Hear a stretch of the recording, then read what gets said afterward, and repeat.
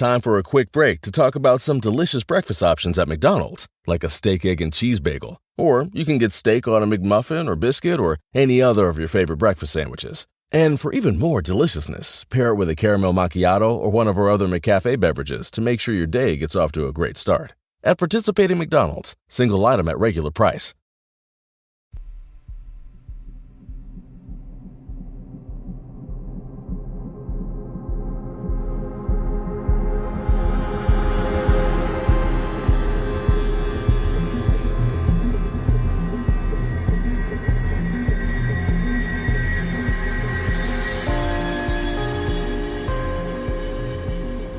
Hello and welcome to episode 34 of Real Life Ghost Stories. How you do? First things first, today we need to thank our new Patreon subscribers, and we would like to say thank you to Chantal Sconzo, To Stephanie P, to Aaron Nichols, to Laura Headley, to Adriana, and to Martha Lockett. And finally, big, special, massive, happy birthday Happy birthday to ya. to Alex Knox. And Alex's friend Carolyn contacted me during the week, and she was like, hey, I want to get Alex a Patreon subscription for his birthday. What a great birthday present, right? Yeah, brilliant birthday present. Birthday present, me and you living in people's ear holes. Ooh, What a birthday yeah. present. So Carolyn wanted us to wish you, Alex, a massive happy birthday. We love you. She loves you. She thinks you're great. She wants to get you a present. Your present is that you now get to listen to us talking about sex priests. Happy birthday. And we also have a promo this week. Oh my goodness. Woo! And our promo this week is a little bit different. So, if you look at the thumbnail art for this episode, that is a piece of art that was created for us by the gorgeous Charlie from Tipple Art and Designs. And he does work on commission, so you can contact him and ask him for any particulars. I asked him for a piece of work that had like Bigfoot, Ouija boards, aliens, black-eyed kids, everything else in it, and he did it for us. And if you look at the thumbnail, you can see that it's a really pop art comic book style. So good. So the picture good. he did for us is so good. His website is tippleartanddesigns.com, Tippell Art and Designs, but I will leave the link in the description, so please go and show him some love and some support. Indeed. And he also has An exhibition in Kensington at some point. yeah, if you look on his Instagram page, you can see when his exhibition is in Kensington. So if you are in the LDN, otherwise known as London, you can come and check that out for him and say hi. yes, happy days. So our film review this week. Oh yeah, I forgot all about that. I don't know if I want to talk about this film. You have to, that's the rules. Okay. So our film review this week is The Unborn. The Unborn was released in 2009, and I would argue it should never have been released, but okay. It has 4.8 out of 10 on IMDb, and it has a massive 10% on Rotten Tomatoes. I'm not entirely surprised, even though I've fallen out of love with Rotten Tomatoes a little bit recently. Would you like a synopsis? Yeah. Plagued by nightmares and visitations from tortured ghosts, Casey turns to a spiritual advisor named Sendak for help. They discover a family curse that dates back to Nazi Germany, an evil spirit that can take over the body of anyone and is getting stronger with each possession as it tries to gain full entrance to this world. Dun, dun, dun. What were your thoughts on this film? I think, primarily, my main thought is that David S. Goyer is a genius. Not for what he's written, but for the fact that he managed to get this film made, released, and he managed to get Gary Oldman in this film to play a fairly big part. Baffling. And Michael Bay on his producer's list. And Idris Elba, even though I know Idris Elba wasn't as big then, but he's actually genuinely a good actor. What was he doing there? This film just starts, doesn't it? It just goes straight in.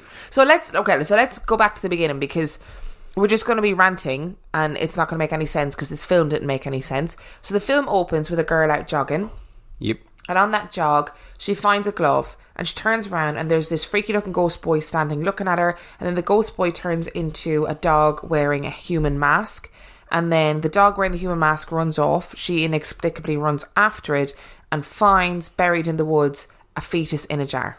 Under the mask that the dog was wearing. Yes. That's a pretty good synopsis of the beginning, right? Yes. And it was a dream. It was a Who dream. knew? It was a dream. She's like, whoa, that dream was weird. So she talks to her stereotypical teen horror movie bitchy friend. Who is a proper bitch. About her dream. And then they're like, oh, it's probably nothing, while she's babysitting. And then this is all like in the first 3 minutes of the film. Yeah. And then the child over the intercom, no, what do they call it? Baby monitor is like, people are gateways. The gateway is open. Look into the mirror. Yeah, and she's like, what the fuck is wrong with that freaky kid? Then he smashes her about the head. And with then the mirror, which is actually quite a good move. Yeah, and then she gets a funny eye. That's it, really, isn't it? I mean, that's the opening 10 minutes.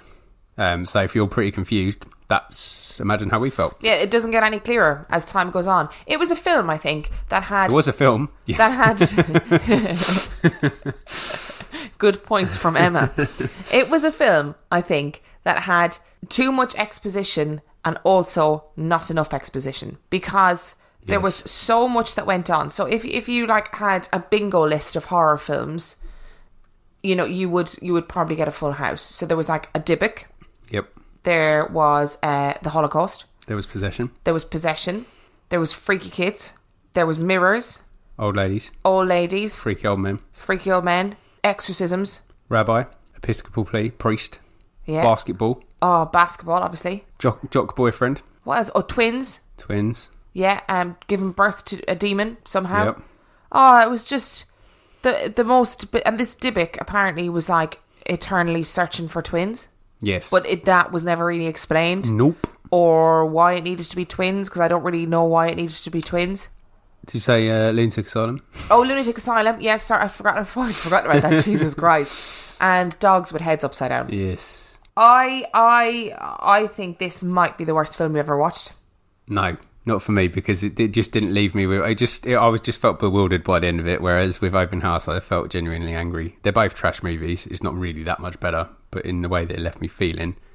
So you weren't annoyed? This one is superior. Well, it did leave me annoyed because of the statements that were made throughout the film about mental health and about women. And I was like, oh, somebody wrote that down. And then they said David S. Goyer wrote it down, in fact. So it said at one point the guy... the girl was like saying to her boyfriend, oh, I'm really sorry that I've been really crazy. And he was like, no, you're not crazy, you're just hormonal. And I was like, oh, he just did that. He did that. I think it was supposed to allude to what the twist was later on. Oh, I know it was, but it was just really badly done. Badly. It came across really badly. Yeah. And then there was also a bit where her mum very sadly had like committed suicide, which was awful. Whereas this line has no ground in any. No, and she'd committed suicide. It was awful. She was really upset about it. And then her dad said, well, some people just aren't equipped to live in our world. And I was like, they're not aliens, first of all, people who suffer from mental illnesses.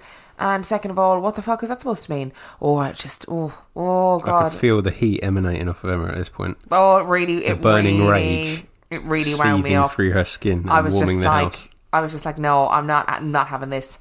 I'm writing a letter to somebody. I didn't, because I'd be too lazy to do that.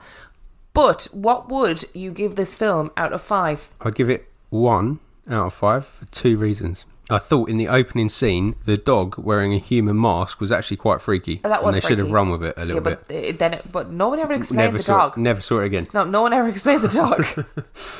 I'd also give it a point for the fact that the non-demon child, the normal child, who is a bit possessed at times, is played by Brick from the middle, and he is genuinely quite a freaky looking kid, regardless. So yeah, that also added to it. What takes away from it is everything else, including the bit that we knew the old lady was Jewish because she was holding a Star of David, which I just thought was unnecessary signposting. Oh really. Yeah, and it was just awful, wasn't it? Yeah, she opens the door to the nursing home and she literally has a Star of David in her hand. Oh fucking Jesus Christ. Anyway, I would also give it 1 out of 5. I think that's quite generous for how angry, not angry you were, but how like. But again, I did think that in the opening, I was like, okay, this is starting very quickly, but also, oh, what's going on with that dog? That's weird. Oh, we're just never going to mention the dog again. It does reappear. It was with an upside down head, but again, no context. No context whatsoever. So it was a very badly executed film all round. But fair play to David Goyer, because he made a paycheck from that, and he shouldn't have. I don't know. He made it. That was ridiculous. So don't watch it. Don't bother. The unborn should never have been born. Hey. It should have been called The Unmade. Yes. Time for a quick break to talk about some delicious breakfast options at McDonald's, like a steak, egg, and cheese bagel. Or you can get steak on a McMuffin or biscuit or any other of your favorite breakfast sandwiches. And for even more deliciousness, pair it with a caramel macchiato or one of our other McCafe beverages to make sure your day gets off to a great start. At participating McDonald's, single item at regular price. So for today's episode, we're continuing our world tour. Are we going to Bognor Regis? No, we are not going to Bognor Regis, Skegness? but I've never been to Bognor Regis. I'd quite like to go. We are going to the land down under. So we are going to Australia today. To the land down under. I am so excited about this episode. Although I have to say, it did take me a long time to find stories. There was a lot of trolling that had to be done. Trawling or trolling? Trolling, not trolling. I thought we had to go around trolling people to get the stories out. No, I did not. But our first story today is kind of a bit of a fun one. Okay. Because I think it's really important that if you're going to talk about somewhere like Australia, you've got to talk about First People lore. And that's really important. Awesome. And I found out some really cool stuff at researching this. And this story was like, oh, this is amazing. This is really interesting. So are you ready? Yeah, I am, because you said it was a fun story. Yeah, so don't prepare to be frightened just yet. Okay, good. There's a lot to come, though. When Europeans first arrived in New Holland, as Australia was originally named, they were the latecomers. Indigenous people arrived in Australia 40,000 years earlier, and it is suggested by some that Indigenous Australians have the longest continual cultural history of any people on the planet. The cultural history of Indigenous Australians is integrally connected with the Australian landscape and customs. Wisdom and tribal laws are passed down the generations through storytelling. Indigenous Australians are a diverse group of peoples with their own languages, legends and norms based around the tribe's territory known as their country. And this means that the Bunyip tales vary from tribe to tribe. The British formally settled in Australia at Botany Bay in 1788, and as the British and the Indigenous people made contact, the stories of the Bunyip were passed from one culture to another. Coming from Britain, the New World of Australia was an alien landscape for the colonists, a land filled with weird and exotic animals. Over half of the First Fleet were convicts, with little experience of the world outside English cities and towns. Imagine their first reactions to seeing a kangaroo or a platypus. No wonder the tales of the Bunyip were just accepted by the settlers. The Bunyip was obviously another unusual animal in this strange new land, although a little harder to catch. When Europeans tried to pinpoint the exact details of the Bunyip, they found there was no single description of the creature. Researchers claimed the Indigenous people were so frightened of the Bunyip that they failed to take notes of its characteristics, and Bunyips rarely appear in Indigenous paintings. Eyewitnesses claimed the Bunyip was like a 45-foot-long snake, or a type of alligator, or covered in grey feathers. Evidence of the Bunyip was hard to find, but in 1847 a Bunyip skull was exhibited in the Sydney Museum, and thousands flocked to view it. Although the skull has now been substantiated as the remains of a deformed foal or calf. Scientists have been unable to verify the existence of the Bunyip, and the creature is now considered folklore. The theories behind the stories of the Bunyip include misinterpreting sightings of seals migrating up the Murray and Darling rivers far away from their normal seaside habitat. Others claim that the Bunyip is the cultural memory of the Diprotodon passed down from the times when the megafauna roamed the Australian landscape. The Diprotodon was like a giant wombat or a rhinoceros without a horn, with the largest animals being over 3 meters long. The passing of accurate scientific information through Indigenous Australian storytelling was recently corroborated after a study found the results of a DNA test of seeds aligned with a local story about a flood occurring over 30,000 years ago. Stories of the Bunyip could be actual records of Indigenous Australian interaction with megafauna. The story of the Bunyip also serves as a lesson on the dangers of the environment. It is a cautionary tale, reminding children of the risks of playing around waterholes, especially at night. The Bunyip is a slippery creature, and yet it is one of the few Indigenous Australian myths to be adopted into white Australian culture, particularly in children's books. Was the Bunyip a tale of a lost seal, or the memory of the times when megafauna roamed the earth? Regardless, you've been warned. Be very careful around the billabong at night. You never know who might be lurking in the water. Story number 1. Cool story. Before we talk about the story, Yeah. can I just say, I'm a very proud European, but when we were off, just stealing other people's lands, Raping, pillaging and colonising, yeah. we didn't really put a lot of thought into the names, did we? New Amsterdam, New York, New Holland. New Holland, Oh, like when we went to... Nova Scotia, which is New Scotland. Oh, I know. Halifax. When we went to Canada, I was like, oh, a lot of these names are English names. This is weird. And but it wasn't just the English though, because the French were just as bad, because they went and were like, how can I win favour with the king I know? Louisville. Imagine you France. discover a town and you not discover, but you set up this town. You can only name it after the town that you came from. If I set up my own town, I'd be like, I'd try and think of some mad name for it. Exactly. Don't know what I'd call it though. I'd call it like Treeland or something like that and just get shot instantly. I mean, we would veto that. Veto, shoot him. Anyway, digress a little bit, but it just occurred to me when it was New Holland. I was just like, man, we got to put some more thought into this. Why are you planning on restarting the colonies again? No, that's probably what it sounded like. But that's not what I meant. I meant we should have put more thought into it. It's fascinating, though, isn't it? Yeah, and I think it probably is like a hangover from like oral history. Yeah, like a cultural memory of living alongside megafauna. Isn't that mental? Because if you're like those people, like indigenous people in Australia around for 40,000 years, like they must have seen animals come and go extinct. They're like, oh, do you remember that animal? No, that didn't exist. And then it becomes folklore. But actually, the fact that their story about a massive flood was corroborated 30,000 years later. Oh, yeah. Because of oral history. So, I pitched to you. Do you think that the lore around dragons is actually oral history around people sharing the ground with flying dinosaurs? Oh, absolutely. You know I love a cryptid.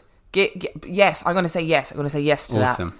That's a really cool story, though. Isn't it a really cool story? I know it's not really a scary story, but I just enjoyed it. Because when I was looking up, like, cryptids of Australia, this was one of the first ones that came up. And I was thinking, oh, this is going to be a really scary story. And actually, it's not. It's just, but it's a story about cultural heritage. And that's interesting, I think. Do you know what is scary, though? What? Imagine living in 18th century England, right? Growing up with, your most dangerous animals being a dog, maybe a fox, an adder. You get put in prison and sent to Australia. Yeah. And you're encountering snakes that are really poisonous, tiny little spiders that can kill you, scorpions, dingoes, and then a crocodile. Imagine going to a watering hole and seeing a crocodile for the first time. Or you imagine seeing a kangaroo for the first time.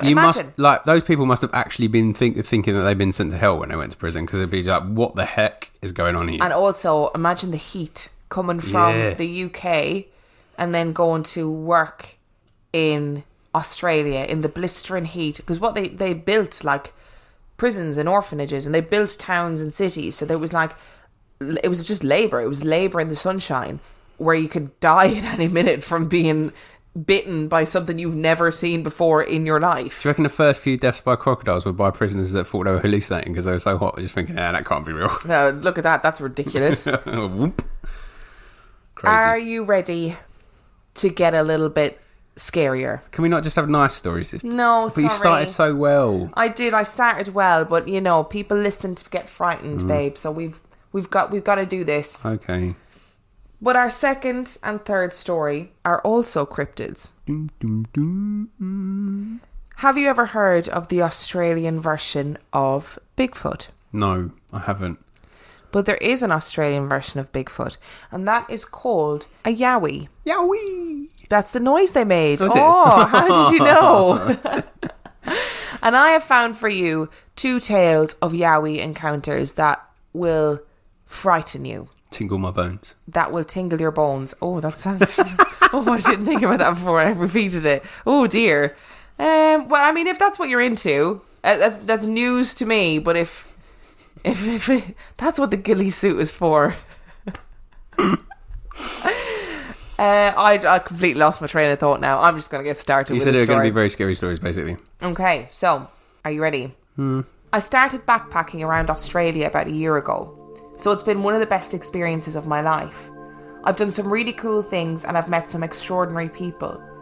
But I've also seen a few things that I can't explain. After spending time with backpackers around Sydney and then working my way up the east coast, I've come to realise that backpackers have a tendency to witness weird shit all the time, especially here in Oz. There's a sort of backpacking culture. It takes a certain type of person to enjoy spending the majority of your time travelling to out-of-the-way places, living in hostels or living in a van and hitching ride long distances with complete strangers. Because of that, those people get along pretty well with each other. So I spend a lot of my time trading stories over drinks at the beach or during road trips, and some of them are fantastic, weird, or just plain scary. I always take these stories with a grain of salt, because a lot of these people like to exaggerate or are straight up full of it. But every once in a while, you get someone who you can just tell has really seen something. A good example of this is a story I heard from a guy named Ethan that I met up in Cairns, which is on the northeastern corner of the country, wedged between the Daintree rainforest and the Great Barrier Reef. The city itself is beautiful, and combined with everything there is to see and do around it, Cairns is one of the best places I've visited. However, there apparently was a bit of a dark side. Ethan is from Wales, in his mid-20s, and came to Australia to see the sights and have some fun. When he got to Cairns, he had already been in the country for about 10 months and was reaching the end of his trip. He planned to work in the city for about a month, see and do all he could, and then fly home. One of the first things he wanted to do when he got here was to see the rainforest, which is renowned for its waterfalls and swimming holes, as well as the wildlife that you wouldn't see anywhere else in the world. I'm talking pythons, koalas, gorgeous butterflies, and even tree kangaroos. But as I was opening up another couple of beers when Ethan was telling me this... Hang on a second, tree kangaroos? Yeah, we're going to pause and Google a tree kangaroo. Oh my god, we just Googled tree kangaroos. No! Look how cute that is! Oh my god, they're so adorable. That is mental. Sorry, I did not know that was a thing. That one's huge as well. Look at the size of that one. Let me see. That one's so fat. And they're sort of a beautiful, like, your one from Paramore hair colour. That's definitely not a tree kangaroo. That's a bonobo. That's a bonobo monkey. But honestly, stop listening right now and Google tree kangaroos. They are adorable. They betcha, because it's Australia, they're probably like poisonous or some shit. No, they're just really good at fighting, aren't they? All kangaroos are. That's true. But as I was opening up another couple of beers, Ethan was telling me this, and his eyes darkened, and he began to tell me about one of the rainforest's more sinister residents. A friend of his had recommended a tour that was essentially just a guy who took a couple of people around the tablelands in his Jeep, showed them some of the cool popular spots, as well as some of the lesser known areas. At first, everything went well. The group Ethan was with were all pretty nice and consisted of another backpacker from Denmark, an older couple from the US who were on vacation, and the tour guide, a big Australian dude named Riley.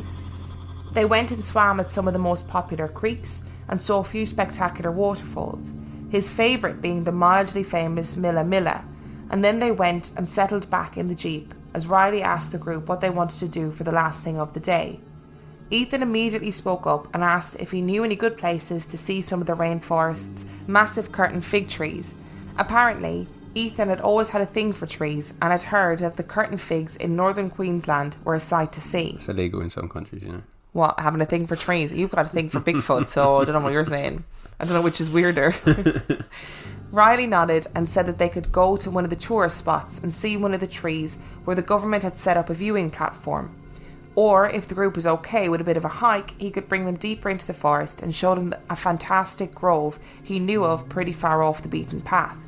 Everyone seemed amiable to hiking to see the better trees, so they set off and drove for a while until the guide suddenly pulled off the side of the road and began to lead them up what looked like an old game trail.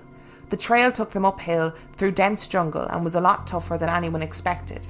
After a while, the older couple fell behind, and then so did the Danish guy, until it was just Riley and Ethan, who was just very committed to seeing these trees. At this point, Ethan grew more hesitant, and I had to egg him on a little to continue the story. So they left the others at a nice little creek and continued on for another good 20 minutes of rough terrain until they finally reached the grove of curtain fig trees. I've seen trees of the same type, specifically the one all the tour buses stop off to look at, and they really are something special. But Ethan insisted that this grove, far off the beaten path, made the ones I've seen look like knee-high weeds. At first he was really glad that he had made the hike because it was truly a spectacle. But after a few minutes, he noticed that the jungle was completely silent. except for Riley's explanation of how the curtain fig trees formed. Eventually Riley noticed it too, and commented on the eerie feeling it gave him. Ethan agreed, saying that it felt like they were being watched. The guide told him to stay put while he took a quick look around the other side of the tree grove, and Ethan agreed, although not happy to be left on his own. Riley was gone for about a minute before Ethan began to smell something vile, like musk mixed with rotten fish, which added to his unease. Right when Ethan was about to go looking for Riley, he heard a loud crash, almost deafening in the silence, like something fell out of the canopy from a great height. He ran towards the noise, and as he rounded the corner, he was tackled hard to the ground. Surprised, Ethan went to yell, but felt someone put their hands over his mouth and recognised it to be Riley, who whispered in an insistent but panicked tone, "Play dead. Play dead. Play dead." Not knowing what was going on, Ethan obeyed and lay still in the mud as rustling marked the approach of something large. He didn't have a very good angle to see exactly what it was and was too afraid to move, but assured me it was unlike anything he had ever seen before. The smell alone was enough to make his eyes water, but he was able to glimpse the vague shape of a squat creature about 5 foot tall, covered in red skin or fur. It crept its way towards the two men, and as it grew closer, Ethan could make out its short limbs as it crawled on all fours. When the beast was within a few feet of him, he saw that each leg ended in impossibly long, spindly, thin fingers. Ethan grinned ruefully at me and said that he almost pissed himself when the monster bent down to sniff him, giving him a view of its mouth, which was almost 3 feet long in and of itself and didn't seem to close all the way, showing off a row of toothless, rotten gums. The creature then stood still, seemingly watching them as they lay there for several minutes, what seemed to be hours. Then suddenly it got up, and Ethan said he thinks he heard it jump up and climb onto one of the nearby trees. They continued to lay there for a while longer until it was full on dusk, and Riley began to get up, saying that they were probably safe now. On the way back to the group, Ethan tried to talk about the monster to Riley and asked how he knew to play dead, but he was reluctant to talk about it, and only answered that it was a guess based on an old story that his grandfather had told him. When they rejoined the group and the road back to the city, Ethan was too freaked out to really talk about it, and Riley didn't mention anything either. In fact, Ethan hadn't told anyone about it until me when I arrived in Cairns a few weeks later. I'm not sure what he really saw, but I was very careful to stay on the main trails when I did my tour of the rainforest. So what are your first thoughts? That's quite creepy. I don't get the diameters of it though. It's like yeah, I mean a 3 foot mouth is huge. 3 foot mouth on a 5 foot. Yeah, it's just a mouth more than anything else. The smiling man. It's just a walking mouth. Isn't there? I feel like it's like a monster from Beetlejuice. Oh, okay. Do you know what I mean? That's what it reminds me of. Like if it's got a 3 foot mouth, and it's only 5 foot tall, so the creature is actually more than half mouth. So perhaps the dimensions weren't actually accurate. Yeah, maybe. I'm just trying to see if there was a picture of it. Of a Yowie? It's not 3 foot long, but it's fairly big. Okay, that picture does look freakier than Bigfoot. It's like Bigfoot's freaky cousin. Yeah, are you aroused? The actual photo of it. But are you aroused? No. I don't understand. When did I admit a love for Bigfoot? I can't remember, but at some point in this episode you admitted that you had a fetish for Bigfoot. I don't actually remember that. I remember you saying that. But interestingly, I have another Yowie encounter from a newspaper. Ooh. I mean, so this was reported. There's no newspapers that don't print fact, let's be honest. No, all newspapers are 100% accurate, as we know. I mean, come on. They have to be. It's the integrity of the thing. Integrity of journalism. Are you ready? Yes. A woman has come forward to tell the story of her chilling Yowie encounter in Nanango. Former resident Claire appeared as a guest on the Yowie Down Under YouTube channel to tell the previously unknown account for the first time. I was living in Nanango with my 2 young children at the time, and I had an elderly mother in a nursing home, Claire said. The kids told me a few times that they used to see a face pressed up against the window in their bedroom. They were quite young and scared, but by the time I got to the room and put the light on outside, there was never anything there. When Claire would go to the care centre, her mum would tell her about strange noises she had been hearing. She kept saying to me all the time that there was something running over the roof out there and something running past the doors at night. I asked a couple of nurses, but they dismissed it. Claire said her mum was adamant. Her story never altered, and she kept telling me there was something out there. She kept saying that she was seeing this strange thing, this creature running past her door at night. One night Claire was leaving the nursing centre to head back home when she had an experience that haunts her to this day.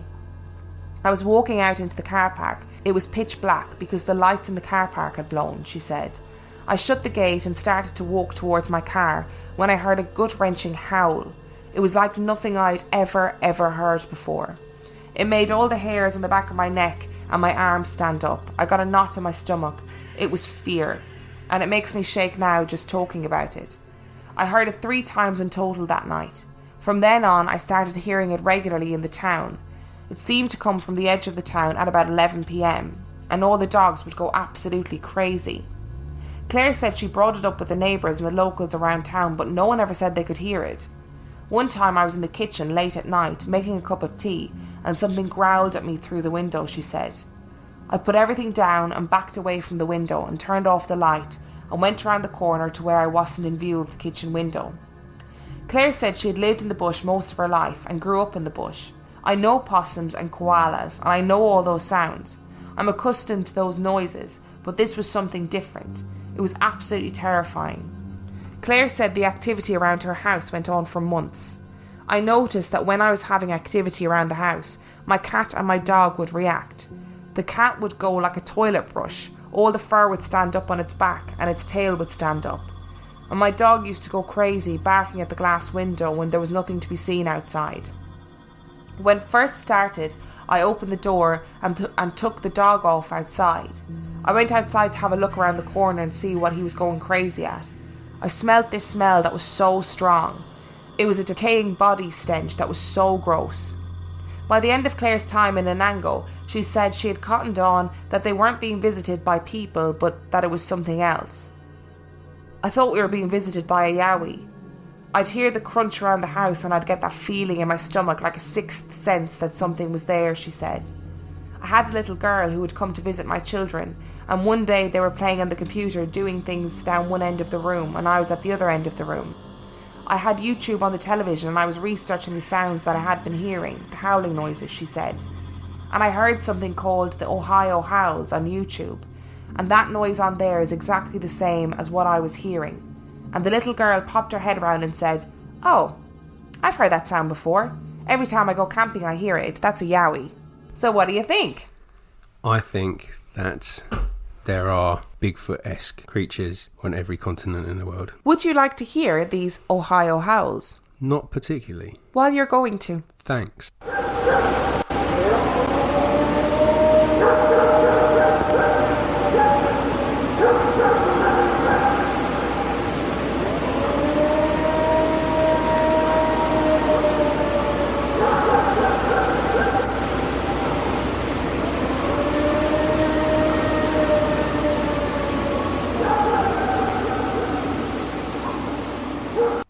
So those are the famous Ohio Howls recorded in 1994. What do you think? I'm torn. So normal me is freaked out by them, particularly as the dogs are barking in the background. However, rational me, which very rarely has a voice, I have to say, says they sound very similar to old school air raid warning drones. That's really interesting. One of the first comments on that video, because it's on YouTube obviously, was like, "It's a siren." And it does sound like an air raid siren, doesn't it? It's consistent as well. There's no changes in the tone. I was listening for a the change pattern, in the pitch or anything like that, and it's just a consistent wail. And they're all those old school sirens are different in sound. So they hold the long note for longer periods of time than others. So just because you might have heard one that's shorter doesn't mean that there's not one that goes for that length that we just heard in that clip. Oh, I got you. Right, I see what you mean. Sorry, I was really confused there. I don't know whether I actually explained that properly, but I knew what I meant. So what do you think? Do you think that all over Australia there's just air raid sirens? No, I think that recording is an air raid siren. Okay, interesting. Air raid. An air raid. Air raid siren. I think Yowies are real. I think they might be hearing something that's similar to that, but I think that particular recording is a siren. Interesting.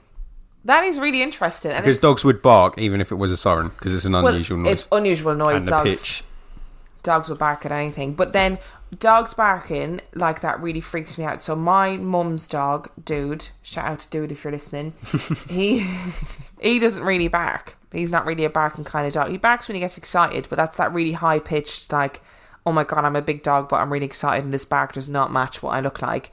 But the nights when he properly barks, when it's like there's something in the garden and I need to get it, I'm like, please don't do that, because I don't know what's out there, and now you're really freaking me out because it's something that you're being aggressive about. And it's probably just a cat or something, but it always freaks me out every time. So we've established in this episode scientifically that Yowies are real. Yep. And there may not be fossilized evidence of a Yowie or a Bigfoot ever in existence, but listen, you know, you don't need it, because don't need it.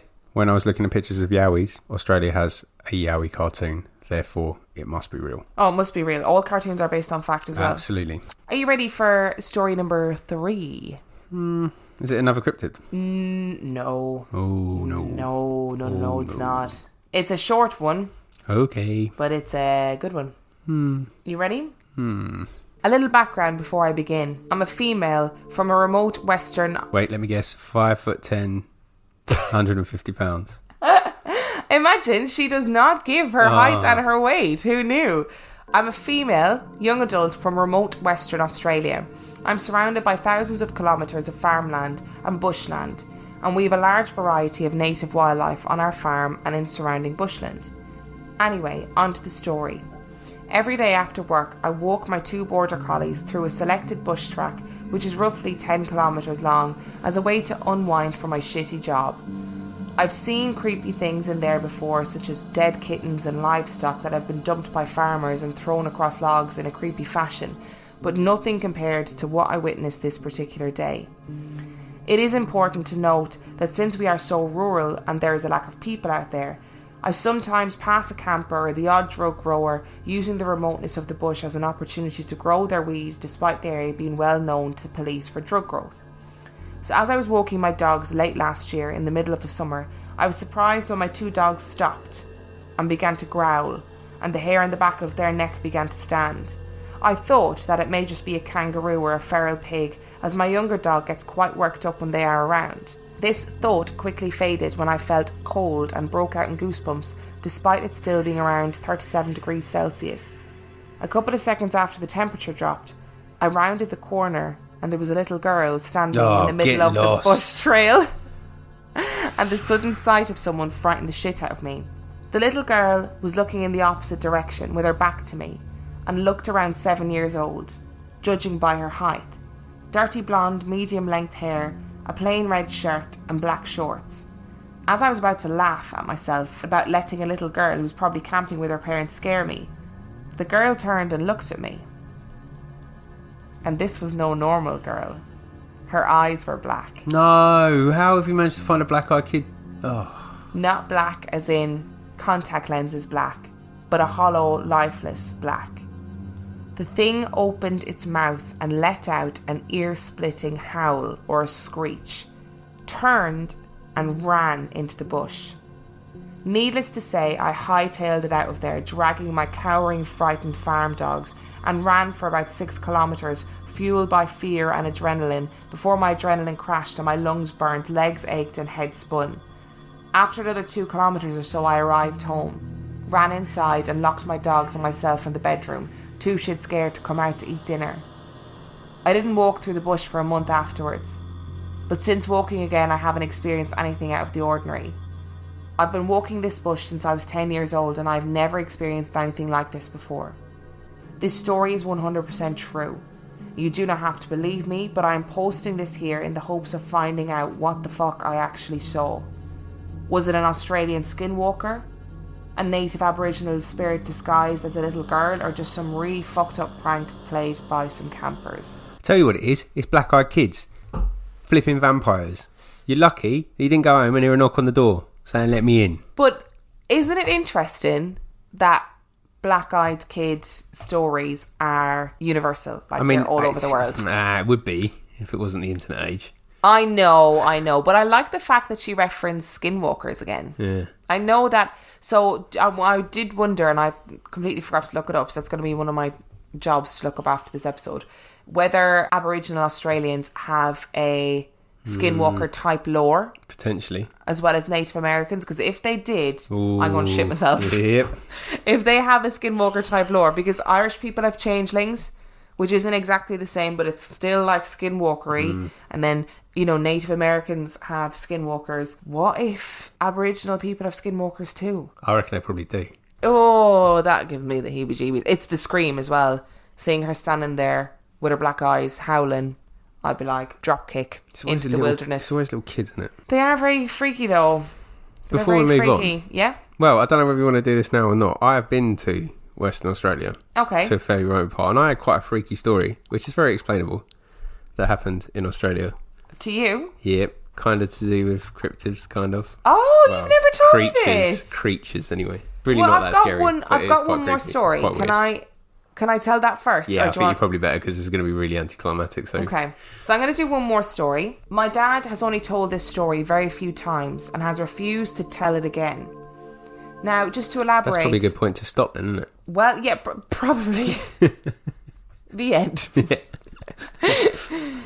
Now, just to elaborate, my dad is a very black and white person and does not believe in anything spiritual. 250 pounds. He is. A typical army man. And does not believe in anything spiritual or paranormal. And because of this story creeps me out because I know my dad is not the kind of person to lie about these types of things. He does not know to this day what exactly happened in the Australian outback on a night that scared the life out of him. Now, the place where my dad used to mine was practically a desert. A few straggly trees, shrubs and red dirt. What you would describe as the typical Australian outback. In the early 1900s, people would build shacks out in this outback, primarily to be close to the mine sites located there. The very few of these shacks that still remain are run down and almost non-existent, roofs missing, walls torn down, etc. When my dad was a miner, he was good friends with many Aboriginal elders who were strong believers in the spiritual world. It was on the brink of night when my dad would be driving back from a mine site with an elder. They were also miners. They would pass one of these ruined shacks and apparently it would be lit up like someone had installed a working light bulb. There were no other people or cars about or any type of close civilization. The elders would tell my dad very sternly to keep driving, do not take any notice of the shack and never stop to investigate. According to the elders, these shacks were full of bad spirits. Now this is the story that creeps me out, and the one that my dad will never tell again. My dad would be out on those mine sites for days and sometimes weeks. Himself and his two mates had all put in for a caravan that they used to sleep in each night out on the mines.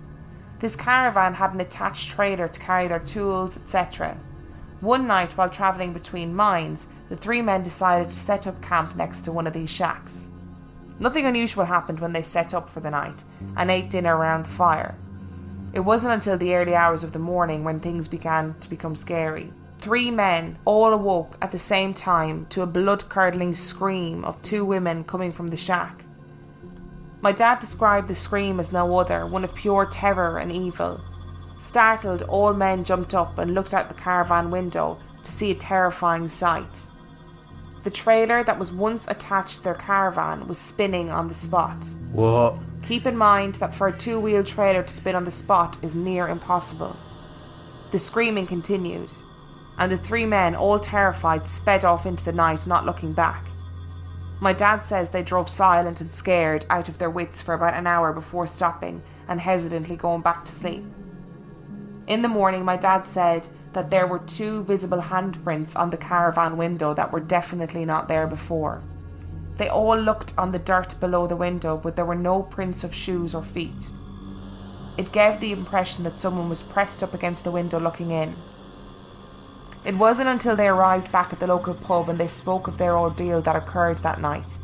They mentioned what had happened to the locals and the location of where they had set up camp.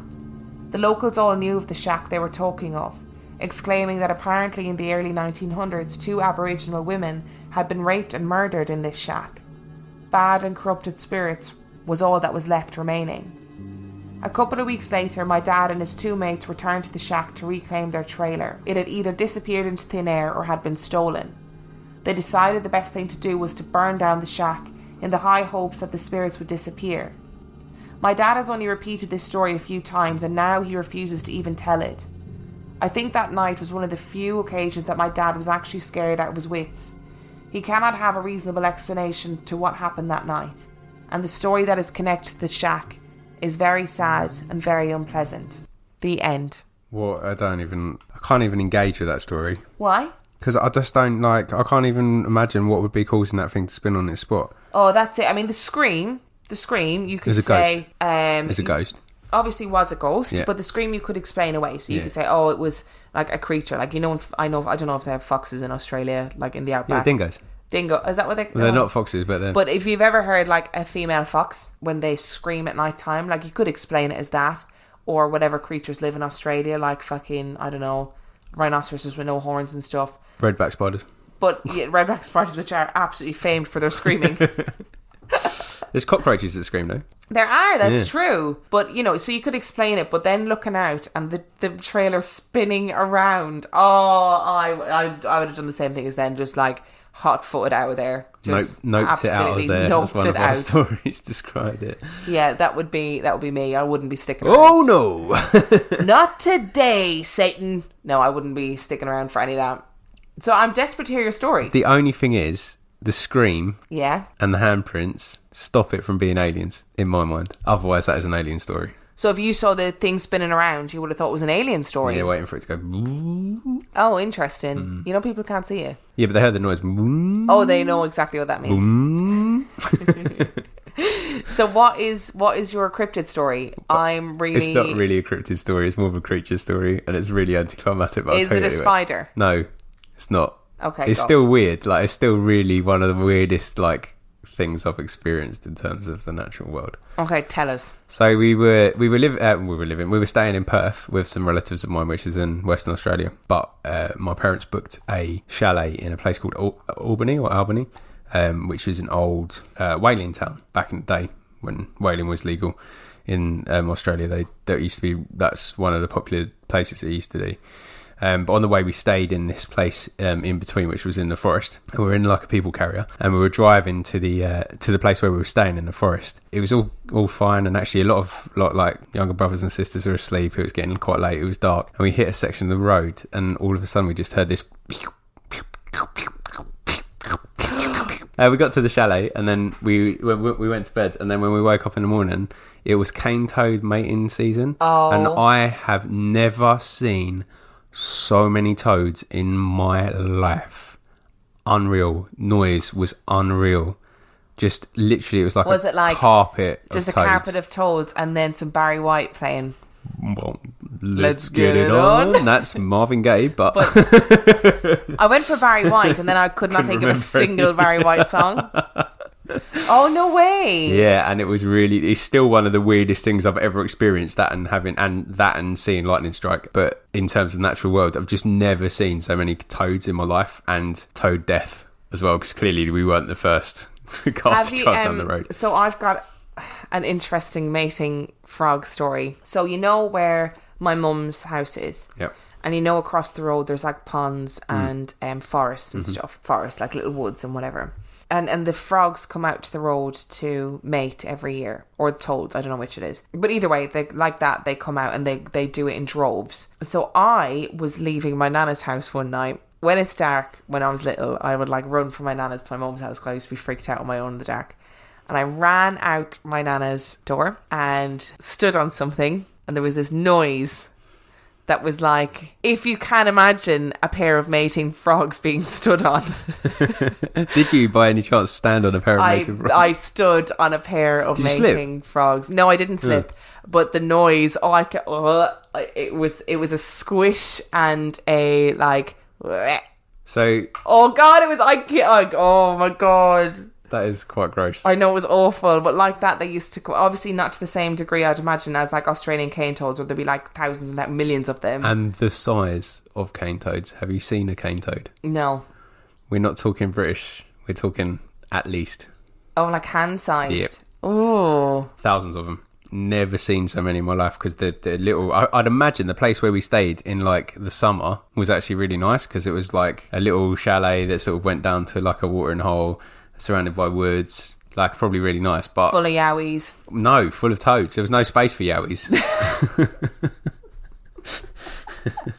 But yeah, it's an incredible thing to see, actually. It's just a really bizarro kind of thing to be a part of. But I just thought I'd share that because it's kind of on point. You were a part of it. That's not okay. I didn't say a part of it. You did. You said to be a part of. To see... Oh, okay. What was the part of it? Is Yowies, is cane toads. I am worried about you.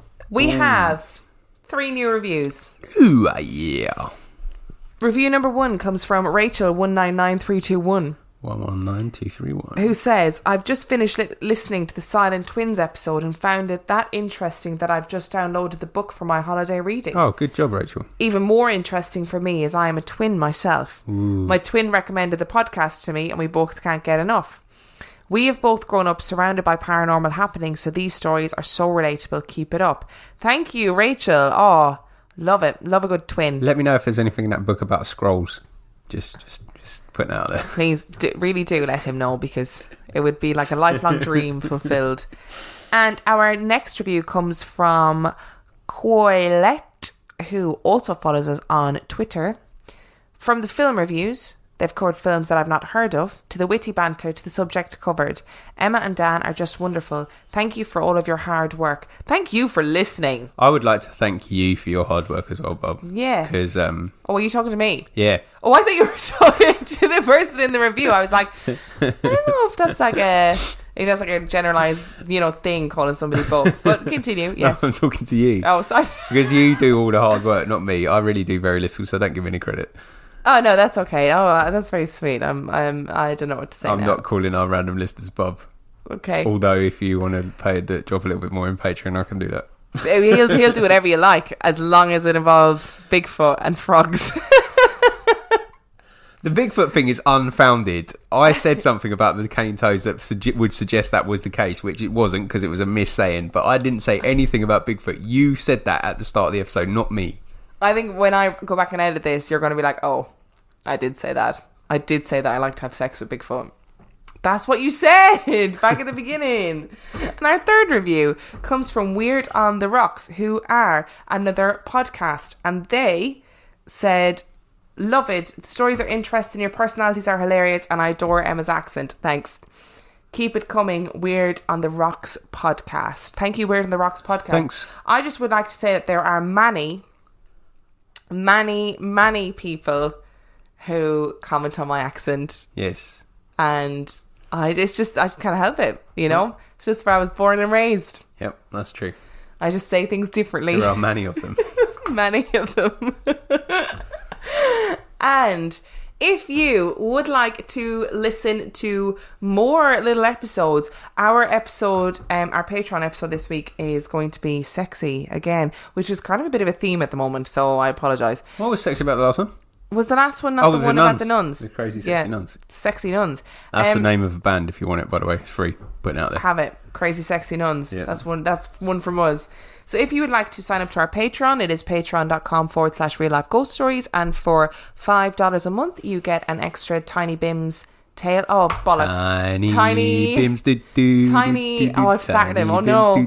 You get an extra Tiny Tales episode weekly, and you get an episode of 50p Movie Club weekly. And for $2 a month, you get an episode of 50p Movie Club weekly. Which I would just like to say is obviously worth the $2 too. Obviously, it is.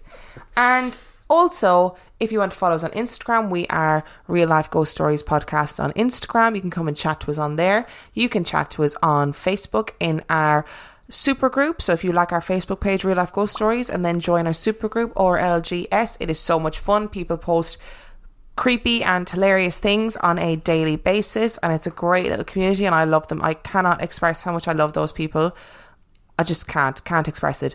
And then we're on Twitter at Real Ghost Pod. Dan is also on Instagram. I am at 50p Movie Club. And I would like, even if you are not a Patreon, I'm going to be putting a vote up over the next few weeks with some movie offs that I would like everybody to vote on, because it's going to end up with Will watching a film that he's never seen before. Ah, yes. I'd forgotten about that. Yes. And if you want to send us your story, you can send us your story at reallifeghost-stories-podcast@gmail.com. If you've sent me your story already, I have received it. We will be doing a listeners episode next week, and then we will be continuing our world tour. But I've seen it. I know it's there. Thank you. I love you. I just haven't had time to respond to everybody just yet.